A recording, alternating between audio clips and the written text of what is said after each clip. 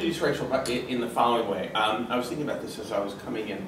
That typically, Rachel's trying to do something in this book that she's going to talk with us about, the sex myth, that's really, in some respects, never been done before. There's two kinds of books about sex. When people talk about like sexual behavior among young people or among Americans or among around the world, there's one kind of book which is the kind of celebratory, orgiastic, everybody's having unbelievable sex in multiple positions, massively orgasmic, all the time.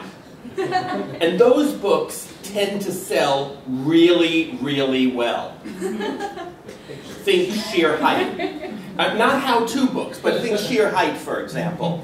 Then there are books that are based on actual research, like the most famous book, I suspect, in that respect, is the Social Construction of Sexuality by Gagnon and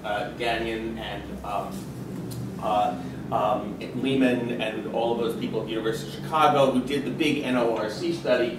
And what they found, of course, is, you know what? It's not nearly as hot, and not nearly as often, and not nearly as unbelievably orgiastic. And those books tend to not sell at all. So what I see Rachel is trying to do is, and those are actually much closer to the reality of it.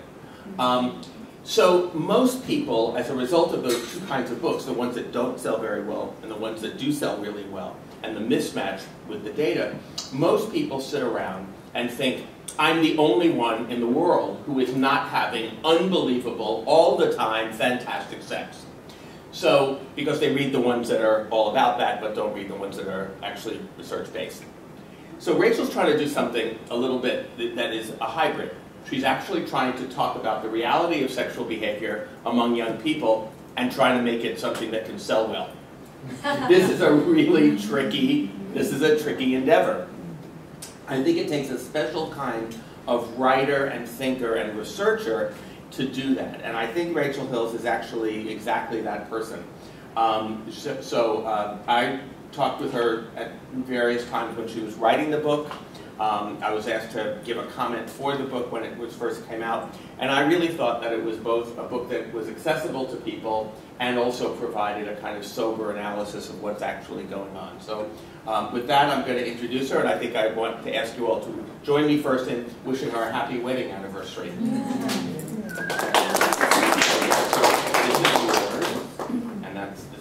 Okay. Great. Thank you so much, Michael, and thank you so much to everyone for having me. Michael, your introduction actually reminded me of the first time I met you, which was back in 2011, before I had sold the book. And I was about 3 years into my research for it at the time, and I discovered your work through my research. In particular, your less popular but much loved by me book, The Sexual Self, which looked at sexual scripts, which we'll talk about later. And I was so inspired by Michael's work that one of my hobbies when I go to cities that I don't live in, and I didn't live in New York at the time, was to reach out to people who inspired me. So I reached out to Michael, and he very kindly offered to have coffee at his house, and I brought him muffins.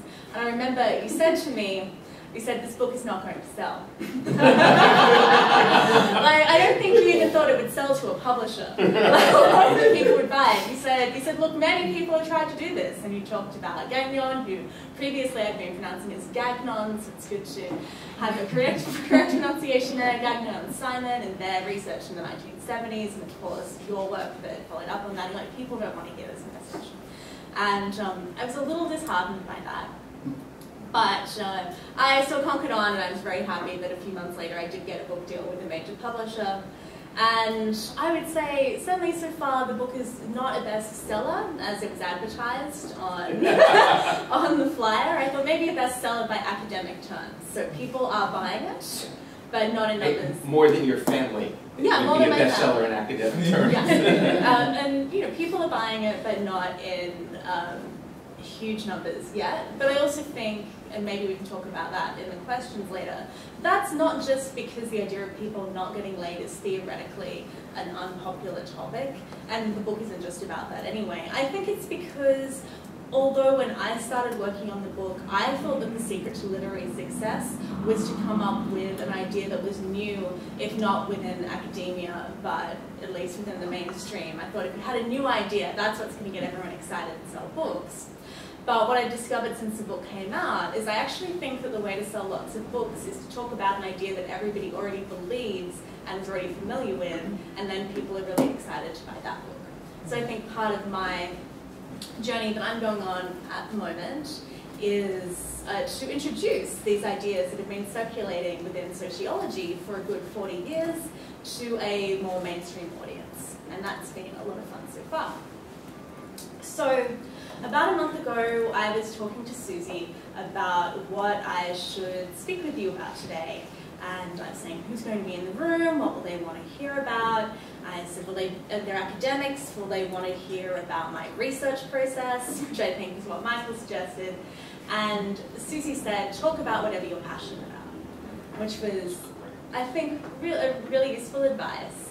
And so today I'm going to talk to you not just about what is in the book, but I'm going to tell you the story of why I was driven to write it and why I think that sociology and social science and social theory are really powerful tools for social transformation and for transforming people's hearts and minds. So, for someone who isn't officially a sociologist, I'm, I guess, more a journalist, but definitely very interested in social theory and ideas. My love affair with sociology has been going on for quite some time now. So I remember when I was in primary school, or elementary school as you would call it here in Australia, we didn't really have a social studies course. We mostly focused on math and English. But I would always be really excited on those days when we got to do social science, even though at that point in my life it was just talking about, you know, the animal-free state. And I remember when I was in high school, I didn't read the newspaper every day, but the articles that really excited me were the ones that would explain the kind of class or socioeconomic breakdown of my city and how that shaped where people lived or how they interacted. Or I'd love reading those kinds of pop sociology stories about current teenage subcultures and kind of dividing people into these groups, and I'd always try to figure out where am I, and inevitably the answer would be in none of those really, because none of us ever fit those stereotypes entirely. So I had this kind of fascination with the forces and beliefs that shape our experience of the world. But what I think took my passion for these things to another level was my exposure to feminism in my late teens and in my early 20s, which took my interest in these ideas of social science and social theory from a purely kind of intellectual joy into something that was much more emotional and much more personal. So I remember the first feminist book I ever read was Germaine Greer's The Whole Woman when I was 16, which this week in particular feels like a very controversial choice, as she has just been banned from speaking at Cardiff, and my 30-something self looks at that text and there's suddenly a lot of transphobia in there. But to 16-year-old me in the late 1990s, it was the first time I'd read somebody talking about gender as a political thing. And it was really exciting to see these things that were embedded in my personal experiences, or in ontology, as we were talking about earlier, talked about in this political way. So the kind of, I guess, rebellion and kind of hatred that's directed at mothers, and certainly as a teenage girl, you're going to be very familiar with that. And Germaine Greer talked about how that was wrapped up in misogyny, or she talked about why women and girls would talk about how they, you know, ate so much after they'd had like 5 chips, which was something that my friends and I would do. Or she talked about singledom, and this idea that a woman is not complete unless she has a man. And another book that was really influential for me, so much so that I basically stole its title, was The Beauty Myth by Naomi Wolf, which I read a couple of years later, and which I found incredibly therapeutic, because like many young women, I was carrying around this idea that there was something terribly wrong with the way that I looked, and there's so much shame and sadness around that, and being able to put that into a political context was something that was really helpful for me. Now obviously, neither of these books are perfect. We already talked about the transphobia in Bria's work, and now that I'm older, I don't really agree with Amy Wilkes' analysis of power. It's a bit too top-down for me. But what those books did for me was they showed me what a powerful force theory could be in helping us to understand the world and in helping us to understand our place in it. So when I graduated from university and became a professional writer, or a professional journalist as the case was, it was natural to me that I would pursue the kind of writing that was similar to what the people that I most admired did. That I would try to write articles that would put people's personal experiences into a broader political and social context, and that would question the assumptions that we had about the way that the world worked. And for me, as a baby feminist, in particular the ways in which gender worked, or the myths that we had around the way that gender worked. And perhaps somewhat counterintuitively, I decided that the best venue to do this in would be women's magazines, which most people would see as being the main purveyors of those negative messages. But I felt that because they'd been so formative in shaping my ideas of what it was to be a girl and to be a woman, they would accordingly be these really powerful venues to challenge ideas about what it was to be a girl or to be a woman. And I still believe that, and I've had the opportunity over the past 10 years or so to do some really interesting work, particularly in teen magazine format, which again we can talk about in the questions if anyone's interested. Similarly, when my work as a journalist started opening up potential opportunities to write a book, I knew that I wanted to write the same kind of book that had been so powerful for me, a book that would take experiences that seemed very personal, and certainly sexuality is that, and place it into a broader sociological and cultural kind of framework. So, like many feminist books before it, The Sex Myth grew out of my personal experience. And specifically, it grew out of my sense of personal disquiet that I felt in my youth about my sex life. The first sentence of my book is, when I was in my late teens and early 20s, I was consumed by sex.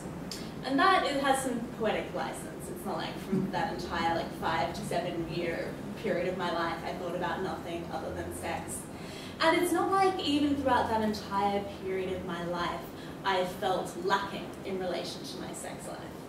But what happened over that period of time was sex became the kind of phenomenon in my life, or the site in my experiences that I felt most different about compared to other people, and that I felt most shame about. It was the thing that made me feel most uncomfortable in myself. So, related to that, to tell you why I felt uncomfortable about myself in that respect.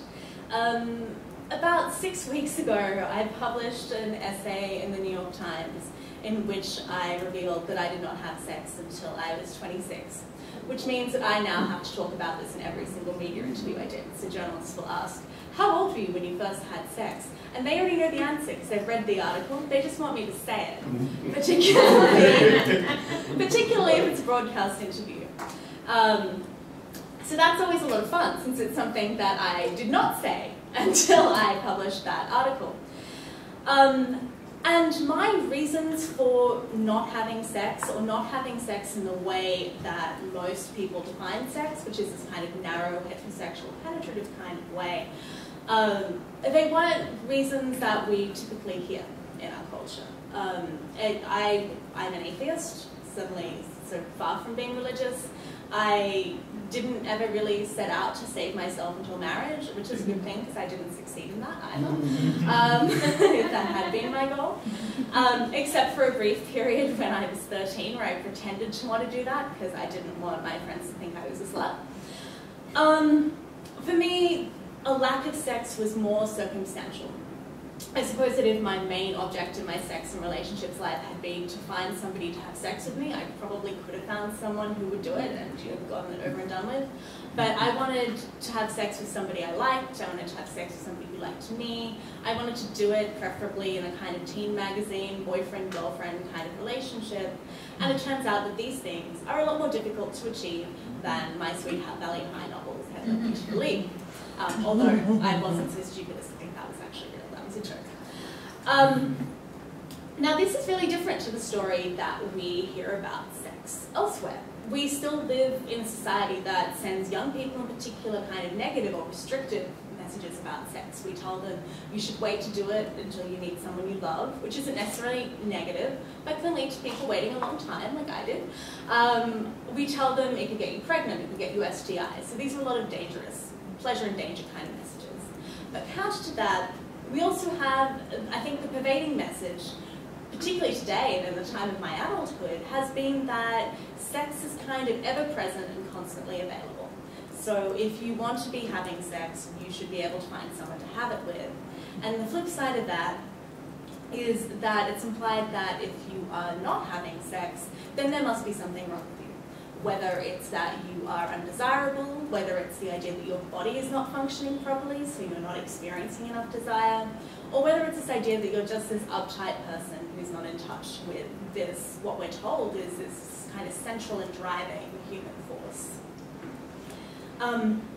And for me, it was a sense of undesirability that I think impacted me the most. And I just want to read you a quick paragraph from my book that explains how I felt when it came to that.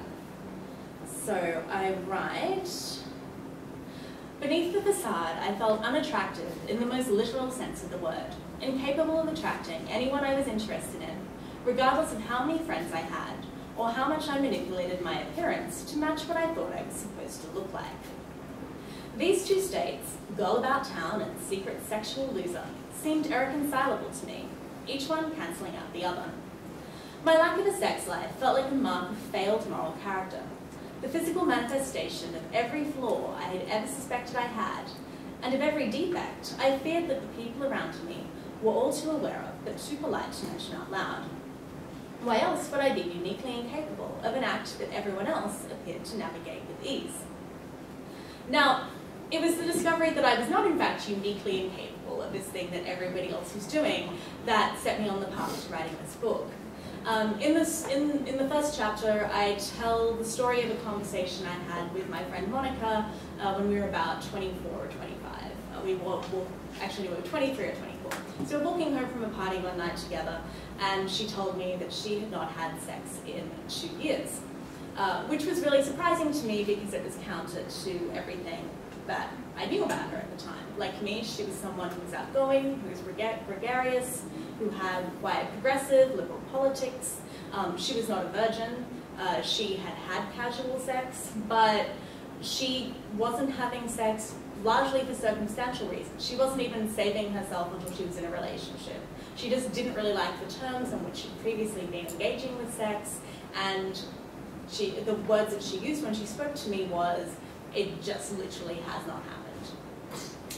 So, like these books that I'd read when I was younger, like Germaine Greer or like Maybe Wolf, this conversation I had with Monica was transformative for me. It made me look at what the ideas that I'd taken for granted and the interactions that I'd taken for granted in the world around me differently than I had before. So I realized that while a lot of my very closest friends at that time were in long-term relationships, and accordingly, most of them, they were sexually active, although not necessarily happy with their sex lives. The sex drive was like, yes. The greater majority of my acquaintances were single like I was, and even though there was this story about people constantly hooking up in the media, which we'll get into a little in just a moment actually, the reality is we would go out to bars, we'd go out to clubs, we'd go to parties all the time. Like, it was a multi-time-a-week occurrence at that point in my life. And it was very rare that anybody picked up or hooked up or took somebody home. It was a remarkable occurrence rather than an everyday thing. So this conversation with Monica led me to ask myself a set of 3 questions that would form the bedrock of the sex myth. It led me to ask firstly, okay, so if the story I'm hearing about what people are doing when it comes to sex doesn't look like it is true, what in fact is true? But more importantly, it led me to ask, what are the stories that we're hearing about what we should be doing when it comes to sex? And I think the most important question I wanted to ask was, so not just what are the stories that we're told when it comes to sex, but why do sexual stories matter so much? So as I write towards the beginning of the introduction, I'm like, I didn't just feel bad because I wasn't having sex. I mean, there are many things in life where we don't align with what we're told we should be doing in culture and in society. I felt bad because being different when it came to sex mattered. And that's the central question in my book. So, before we get into the theory stuff, I want to talk to you guys a little bit about stats, which may or may not be interesting. We'll see. I guess they are interesting. I'm just so habituated to them. They won't be interesting to Michael because he's one of the people from whom I discovered them. Yeah, he'll pretend. So, probably the most frequent question I get asked when I've been doing media around the book is, what was the most surprising thing that you discovered when you were researching it? And I find this a really difficult question to answer because I spent 7 years of my life researching it. So by the time I was done, all of the information that I had researched was really habituated to me. Like, it was almost obvious. Nothing really surprised me. But as I've been going around to universities and talking to students in particular, I realized that probably some of the very early statistical information that I uncovered in my research is surprising because it's so counter to what we imagine. So I started researching the sex myth back in 2007, 2008, and this was a period which I now describe as being kind of peak hookup culture panic in the United States and in Australia. So I remember reading a Jessica Valenti speech back when I was doing that research, in which she'd found that in 2007 alone in the United States, more than 1,000 articles were published about hookup culture. So there was this prevailing media narrative that people and young people, so 20-somethings, teenagers in particular, were having more sex than they'd ever been having before. And generally this was portrayed as being a bad thing. It was a social problem and kind of a source of social downfall. But it was also portrayed as being kind of titillating and exciting. So we want to talk about it because it's a bit of a turn-on almost to talk about it. But this story that was being told was, as Michael's introduction suggests, quite different to what the academic research that was happening into young people's sexual habits was finding. Most pertinently, the online college social life survey, which is a massive sociological study of about 24,000 people across the United States, found that 72% of students hooked up with somebody at some point throughout their college career. So it's not that nobody's having any sex at all. Although it's important to clarify here that the word hookup is so vague that it doesn't actually tell you very much about what people are doing. So if people aren't, there was nods here, so I'm guessing some of you are already familiar with that. We were one of the sites of the survey. I was one of the... Yeah, so, because I first discovered it in Guyland. Right, we have one of our PhD students actually did her dissertation on using that data as well. Yeah, yeah. So, you know, when we say 72% of people hooked up, hooking up doesn't define the sexual act itself. It can be anything from what in Australia we would call a passion dash, which is when you... you guys should have this phrase here. It's like if you're at the club and you kiss somebody, but you haven't spoken to them before and you don't speak to somebody to them after. So if you like kiss and grope on a dance floor, that's passion dash. Or you might do it at a party as well. So pash means kiss in Australia. Passion. Passion's a great word. You guys need better slang. Dance floor. The Brits have snog, that's pretty good as well. But I've heard that sounds so... No, right. Well, when I was asking Americans what I could use as a substitute for pash in my book, they're like, a smooch, and I'm like, a smooch sounds so 1950.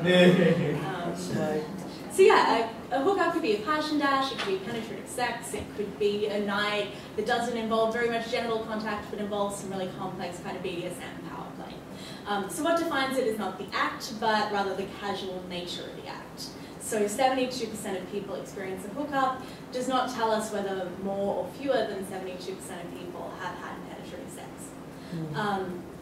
So similarly, the online college social life survey found that 40% of those surveyed, even if they had hooked up, 40% of them had hooked up with 3 or fewer people. And again, this doesn't necessarily tell you how many sexual partners they've had, because you could have been in a multitude of, say, longer-term serious relationships that weren't hookups, or you could have had loads of hookups that didn't involve penetrative sex. Another study that I found really surprising was the National Longitudinal Study of Adolescent Health, which surveyed people aged between the ages of 18 and 23, and that found that the most common number of sexual partners in a single year was a grand total of 1, and that the next most common number was 0, and that the next most common number is 2. From a less academic point of view, but more up to date, since both of those surveys are reasonably old now, New York Magazine's current issue is on college sex, and is both, I think, really good. I was going to say surprisingly good, but that's me dissing my fellow journalists rather than dissing New York Mag, but also quite influenced by the sex myth in lots of ways, I found, which is really positive.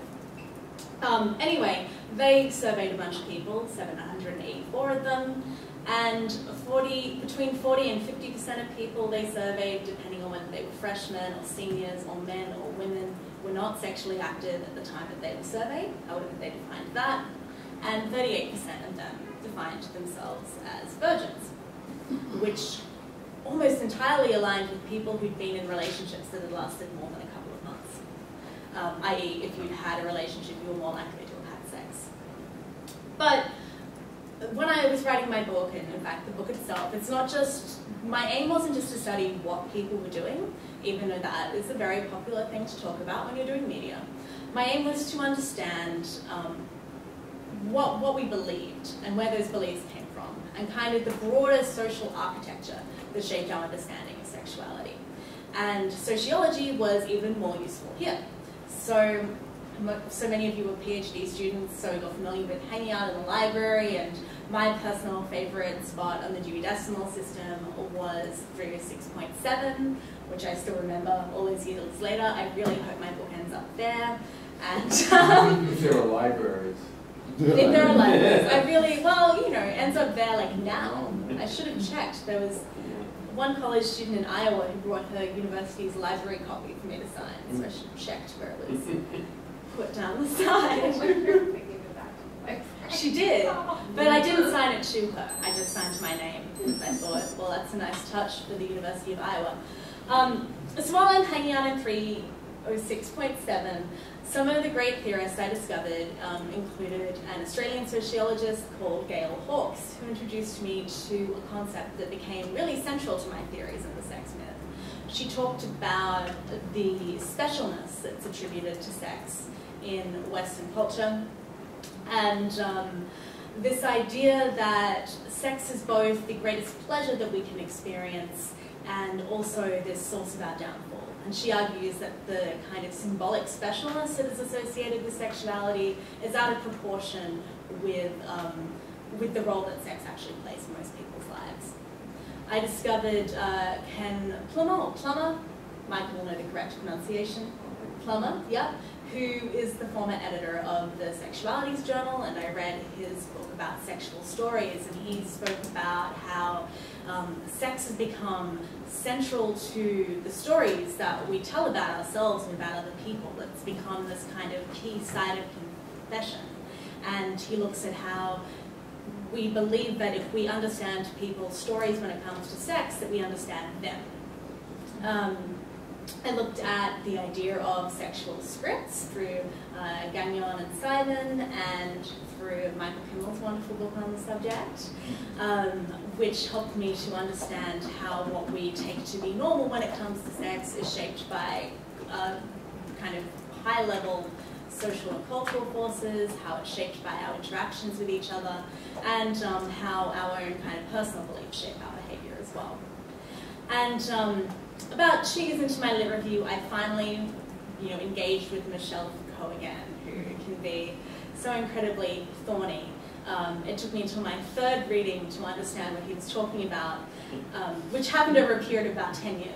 But on that third reading, after having done the rest of my lit review, there was this light bulb moment of excitement, because I realized that in fact Michel Foucault and I agree on a whole bunch of stuff. In particular, this idea that sex is regulated not just through what we are told not to do, so it's not just through repression, but that it is regulated through our everyday interactions. It's regulated through what we're told we should be doing. So every conversation we have about sex, or every message that is sent out through society, through interactions, they all contribute to our sense of how we should be sexual.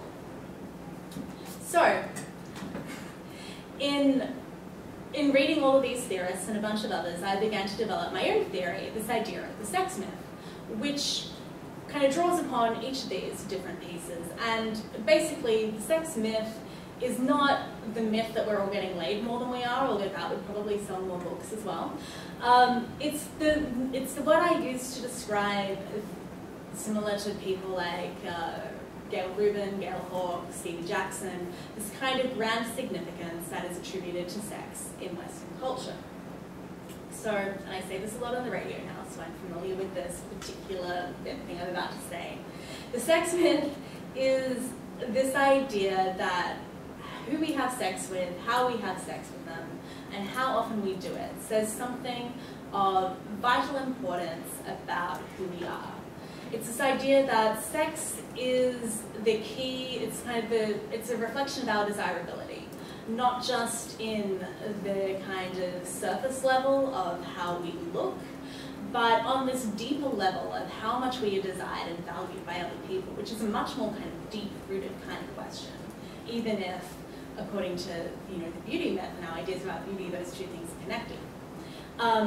The sex myth is the idea that if you know what's going on in somebody's relationship when it comes to sex, to say how often they're doing it, and of course here, when people ask how often people have sex, normally they're talking again about this very narrow definition. So you can tell how well someone's relationship is going by how often a penis goes into a vagina, or how often a penis goes into an anus, or how often a fist goes into a vagina. It's this kind of very penetrative definition of sex. It's also this idea, connecting back to Plummer's ideas, that if we know the details of, say, a politician's sex life, we can know if they're this morally upstanding person, if they're a hypocrite,